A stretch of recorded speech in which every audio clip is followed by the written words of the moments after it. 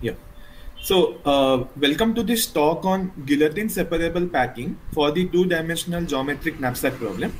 I'm Arnab Maiti. I'm an undergraduate student from Indian Institute of Technology, Kharagpur, and this is a joint work with Arindam Khan, Indian Institute of Science, Bangalore, Amatya Sharma, Indian Institute of Technology, Kharagpur, and Andreas Wiese, University de Chile. So in this talk, we look at a variant of the classical 2D geometric knapsack problem.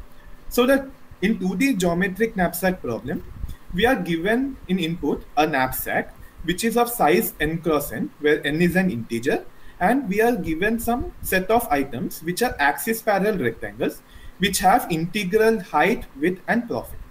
Now, our aim is to pack the most profitable subset of items such that the items don't overlap with each other. For example, suppose we are given this set of axis parallel rectangles. So we want to pack the maximum profitable subset which don't overlap. So in this case, this particular packing will be the optimal packing, and the profit here is 27. Now, being a classical problem, this has a lot of applications, some of them being in optimal truck loading, advertisement placement, VLSI design, and memory allocation. Now, the variant which we study imposes a constraint on the packing, which is the guillotine separability. So, a packing is said to be guillotine separable if each item can be extracted by some axis parallel end-to-end cuts. These end-to-end cuts are also known as the guillotine cuts. So let me show with an illustration that this packing is guillotine separable. So using this end-to-end blue cuts, we can separate this knapsack into 3 pieces. And then using these red cuts, we can further divide the pieces into some sub-pieces.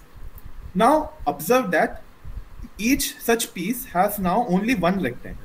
So in a way, we have extracted all the rectangles. So via some sequence of guillotine cuts, we have been able to extract all the rectangles. Hence, the initial packing was guillotine separable. Note that every packing need not be guillotine separable. For example, this packing here is not. The reason being that if you consider any cut, it intersects with at least one rectangle.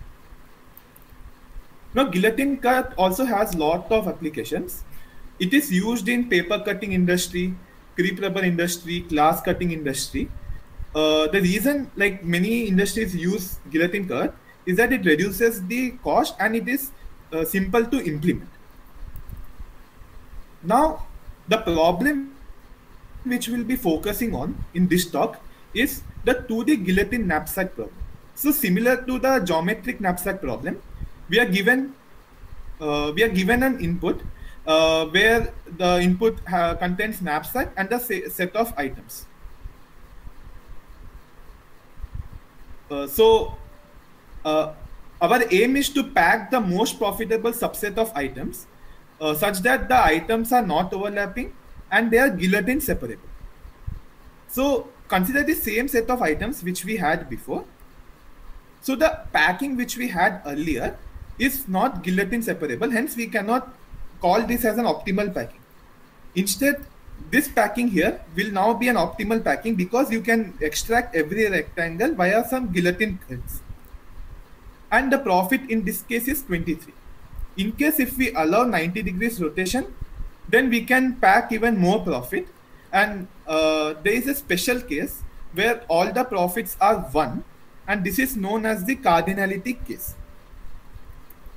Now, some related problems are the 2D bin packing problem and the 2D strip packing problem, and these have been well studied in the guillotine setting.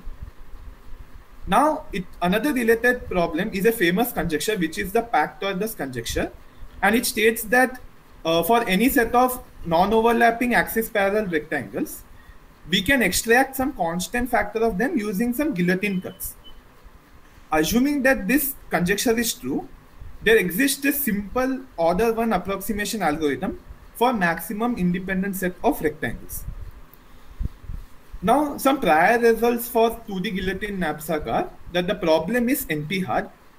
as it is a generalized version of 1D knapsack problem, and there is a 3 plus epsilon approximation algorithm.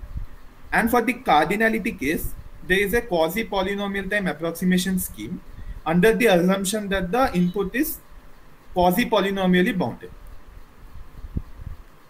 Now our main result is a pseudo-polynomial time approximation scheme for the 2D guillotine knapsack problem.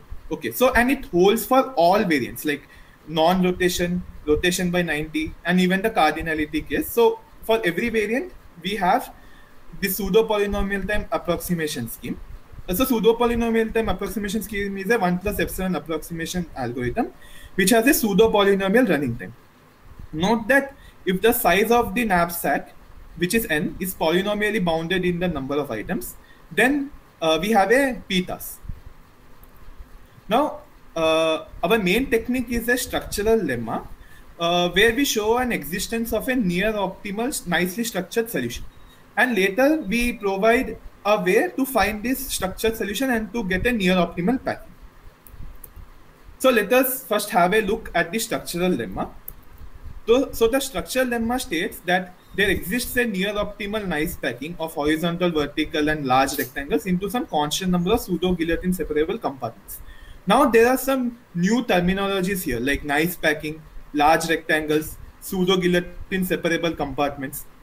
So it's important that we go through these terminologies one by one in order to understand this lemma. First, let us classify the rectangular items.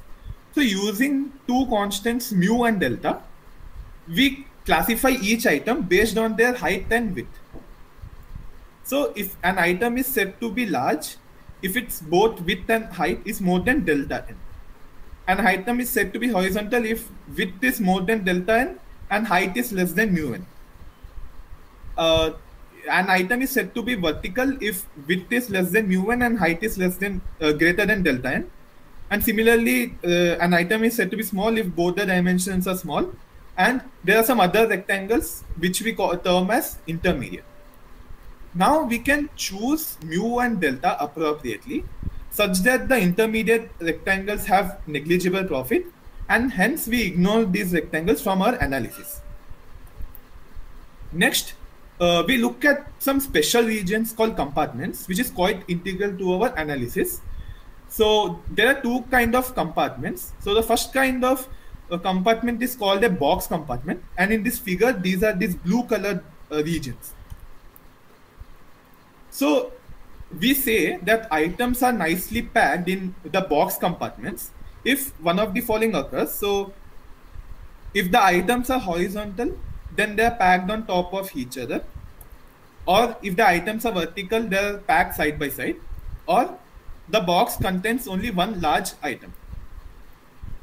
The second region which we have is the L compartment. So this is an L region, and an L compartment has two parts, horizontal part and vertical part. Now items are said to be nicely packed in an L compartment if the following conditions hold true.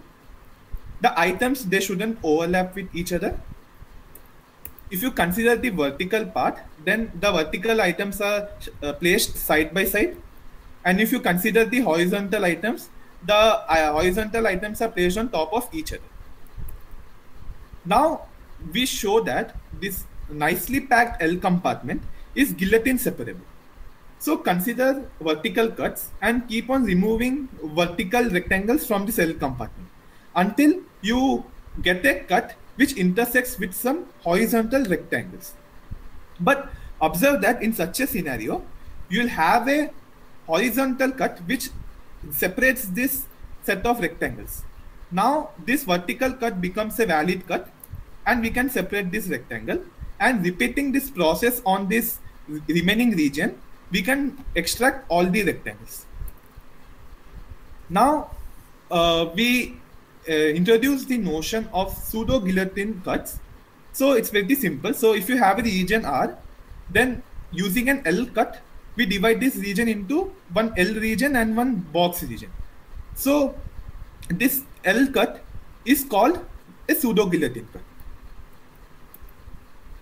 Now suppose you have a group of compartments, okay, and we say this group of compartments is pseudo guillotine separable if we can extract these compartments via pseudo guillotine cuts and guillotine cuts. So let me show that this particular figure is pseudo guillotine separable. So first we have the vertical cut, then we have the horizontal cut, then we have the L cut, which is the pseudo guillotine cut, and finally we have this horizontal cut. Hence this configuration is pseudo guillotine separable. Now why did we go through all this thing? It's very simple, easy to observe that if your knapsack is made up of pseudo guillotine separable compartments and the items are nicely packed in this compartment, then the entire packing becomes a guillotine separable packing.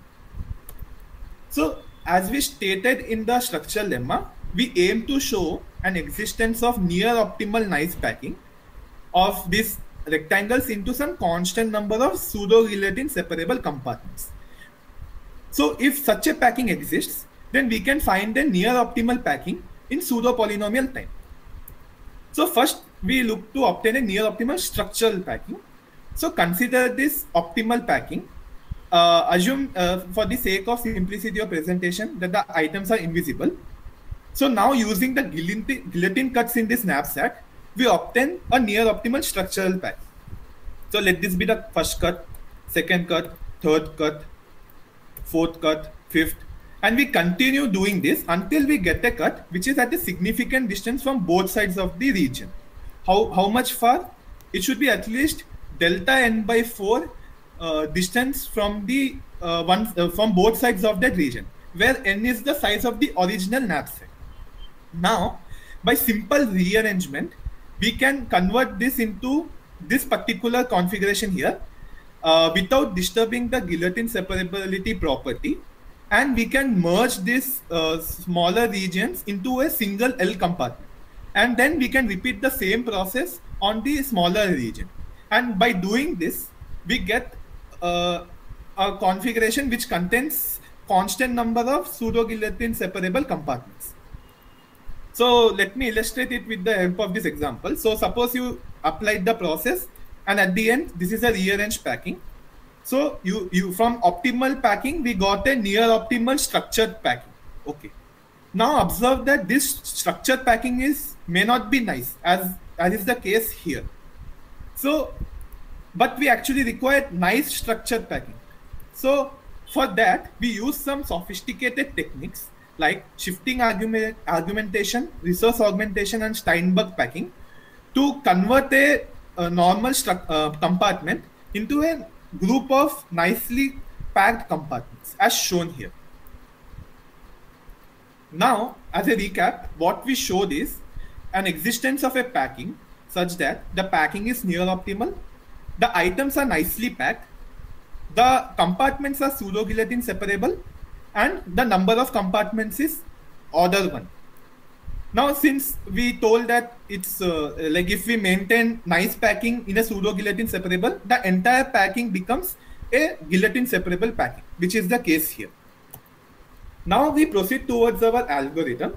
So the first part of our algorithm is to guess the compartments which occur in a nice optimal packing. So let this be a n cross n knapsack. So as we recall, there were some constant number of compartments, and in a knapsack of size n cross n, there can be n to the power order 1 different possible compartments. So in total, there can be some n to the power order epsilon 1 number of configurations of these compartments. So in pseudo polynomial time, we can guess this compartment positions by brute forcing over all possible configurations, and as I told, the number of possible configurations is pseudo polynomial. Now the second part of our algorithm is actually finding the packing. Now as we recall, in the near optimal structured packing, there were some items associated with each such compartment. So we assign a near optimal subset of items to each of these compartments by using the algorithm adapted from a recent work by Galvez et al., which is the next talk after us, and we can do this in pseudo polynomial time. So assuming that now for each compartment you have associated it with some group of items which we expect to pack in that compartment, we now show how we actually pack them. For box compartment, if you observe carefully, the items are going to be packed side by side. So this in a way reduces to a one-dimensional knapsack problem. So the items which were assigned to this, say this yellow box region, we can pack it using the pseudo polynomial time algorithm for 1D knapsack. Now to pack items in this L compartment, we can use a pseudo polynomial time algorithm for packing in L compartments by Galvez et al., which appeared in Fox 2017. Now, the items which we were not considering till now were the small items. So that's very easy to pack. What we do, we find some guillotine separable empty regions and we pack it using next fit decreasing height, which is a example of a shelf packing. Now I conclude this talk with the help with some open problems. So the first open problem is there a p-task or q-p-task for 2D guillotine knapsack? Similarly, is there a p-task or pp-task or q-p-task for 2D geometric knapsack? In case this is not true, then can we improve the current polynomial time approximation algorithms? Finally, we state this conjecture. The worst case ratio between the optimal 2D geometric packing and optimal 2D guillotine separable packing is 4/3. So the reason why we arrived at this number is, consider this packing here. So you have 4 rectangles which are sort of tightly packed, you can say, but this packing is not guillotine separable. So the guillotine separable, we can pack at most 3 rectangles only. So we get a ratio of 4/3, and so we conjecture that the worst case ratio is indeed 4/3. So I would be happy to take your questions now.